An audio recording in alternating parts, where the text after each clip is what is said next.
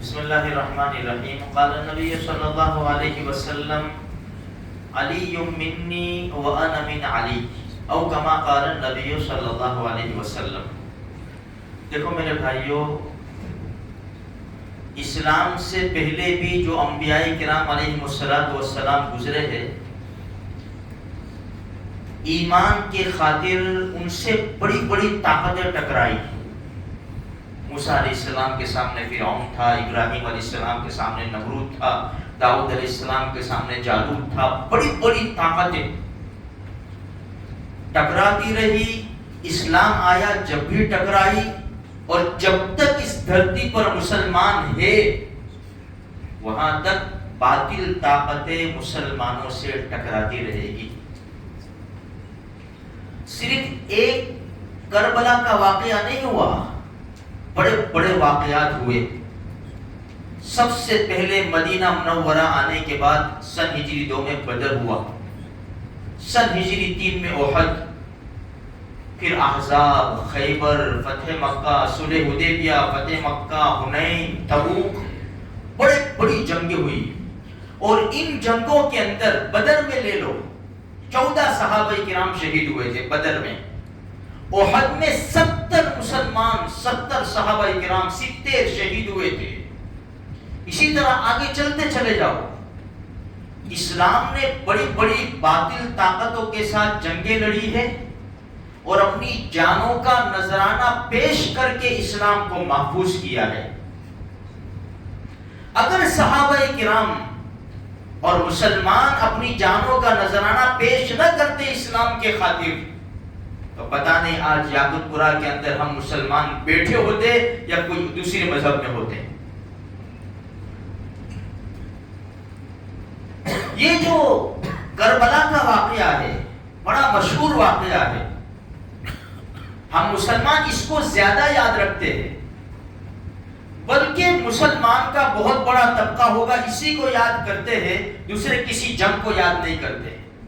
دیکھو یقیناً واقعاتاً یہ جو خاندان ہے حضرت علی رضی اللہ تعالیٰ عنہ کا خاندان بڑا مظلوم خاندان ہے، بڑا مظلوم ہے. اللہ نے ان سے بڑے بڑے کام لیے ہیں، یہ بات بھی ہے، بہت بڑے بڑے کام لیے.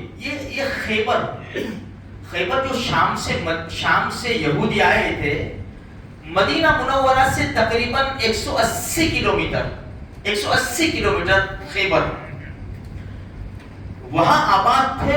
بڑے مالدار لوگ تھے، بڑے بڑے مضبوط قلعے بنائے تھے.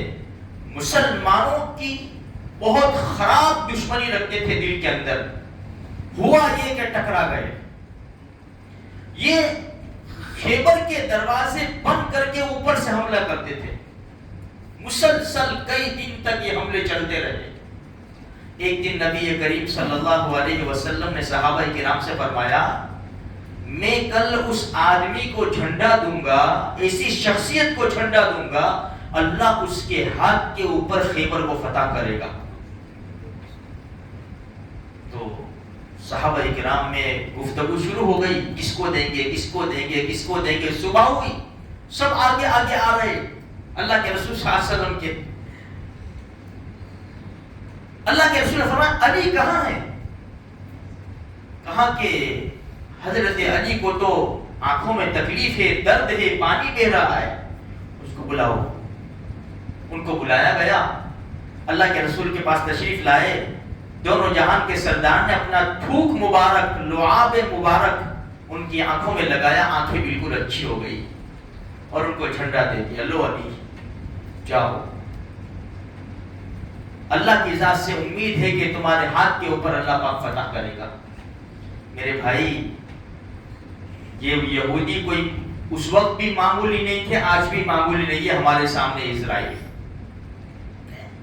ان میں ایک آدمی تھا مرحب، بڑا بدماش تھا، نالائق، بڑی طاقت رکھتا تھا. وہ اللہ کی قسم حضرت علی رضی اللہ تعالیٰ عنہ کے سامنے آ گیا.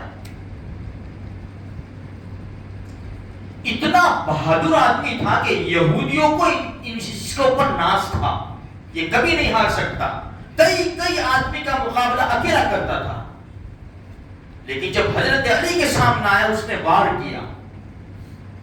حضرت علی رضی اللہ تعالیٰ عنہ نے وار کو روک کر اتنی زور سے وار کیا، کتابوں میں لکھا ہے کہ اس نے جو کھود پہنا تھا لوہے کی ٹوپی، اس کو چیر کر، اس کی پیشانی چیر کر یہ جبڑے تک حضرت علی رضی اللہ تعالیٰ عنہ کی تلوار اتر گئی اور موت کے گھاٹ اتار دیا اور اس کو بالکل سلا دیا، کڑوی نیند اس کو سلا دیا. یہ وہ ہستی ہے میرے بھائیوں. اسلام لائے 9 سال کی عمر تھی، 9 سال کی عمر جب اسلام لائے نا تو اللہ کے رسول سے کیا کہا؟ یا رسول اللہ چھوٹا ہوں، ٹانگیں بھی میری چھوٹی ہے.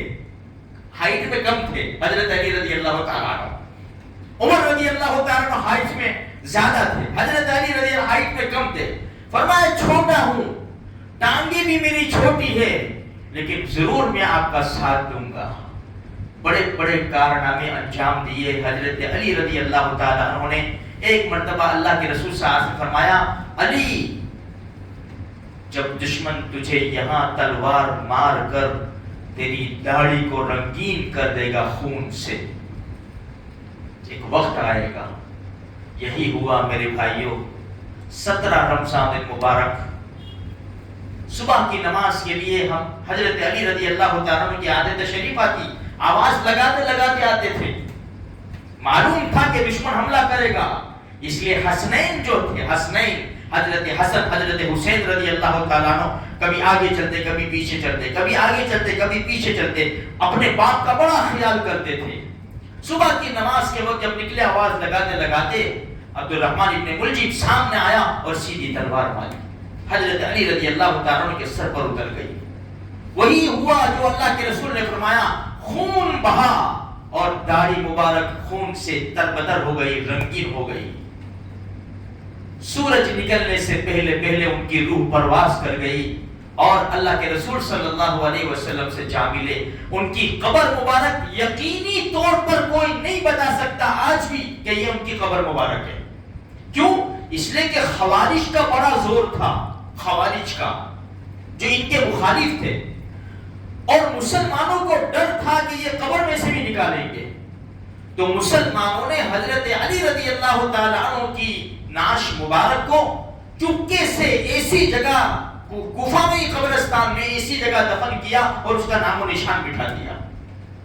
اس لیے وہ سب خیالی باتیں ہیں کہ یہاں ہوگی یہاں ہوگی، یہ ہے یہ ہے یہ قبہ ہے. میرے بھائیوں، یہ حضرت علی رضی اللہ تعالیٰ عنہ کو شہید کیا گیا. ان کے بیٹے حضرت حسن رضی اللہ تعالیٰ عنہ کو زہر دے کر شہید کیا گیا اور حضرت حسین رضی اللہ تعالیٰ عنہ کو کربلا کے سناٹے اور سنسان میدان کے اندر بھوکے پیاسے شہید کر دیا گیا. اب ایک چھوٹی سی بات یہ بتاؤں تو سب سے پہلے تعزیہ حضرت علی کی یاد میں بننا چاہیے نا، پھر حضرت حسن کی یاد میں بننا چاہیے تھا، پھر حضرت حسین رضی اللہ تعالیٰ عنہ کا تیسرا نمبر آتا. چھوٹے معصوم علی اصغر جن کا سر دشمنوں نے کاٹ کر چھوٹا سا سر نیزے پر اٹھایا، ان کا بھی تعزیہ بننا تھا. بہت سارے شہید ہوئے، اللہ نے عقل دی ہے، صلاحیت دی ہے. سوچو یہ ہمارا کام نہیں ہے. یہ کس نے، یہ آگے آئے گی باتیں، یہ کس نے کب سے شروع ہوا یہ، اور کس کا رواج ہے. بہت سے شیعہ کی باتیں ہمارے اندر آ گئی ہے، بہت سے شیعوں کے روافظ کے رواج ہماری قوم کے اندر آ گئے ہیں اور مسلمان اس کو عبادت سمجھ کر رہے ہیں، اس کو ثواب سمجھ کر رہے ہیں. میرے بھائی، یہ کوئی شریعت کا کام نہیں ہے، کوئی شریعت نہیں ہے یہ. اس لیے بہتر طریقہ تو وہی ہے جو کل بھی بتایا تھا، قرآن کریم کی تلاوت کرو، آ جاؤ خدا کے دربار میں. اتنی محبت ہے حضرت علی حضرت حسن حسین رضی اللہ تعالیٰ عنہ سے، تو خدا کے دربار میں آ کر ایک ایک گھنٹہ دعائیں کرو اللہ پاک سے. یہ ہمارے اندر یہ نہیں ہو سکتا. ناچنا کودنا ہو تو بتاؤ، تو پھر تیرے باپ کی میت میں بھی ناچ لے، تیرے بیٹے کی میت میں بھی ناچ لے، پھر مسجد میں آنے کی تجھے اس وقت بھی ضرورت نہیں ہے. اس لیے میرے بھائیوں تھوڑا سا سوچو، کل قیامت کے میدان میں ہمیں بھی منہ دکھانا ہے. اللہ مجھے آپ کو سارے مسلمانوں کو اہل بیت کے سچے عاشق بناوے اور ایسے کاموں سے بچاوے کہ کل قیامت کے میدان میں ان کے سامنے شرمندہ ہونا پڑے.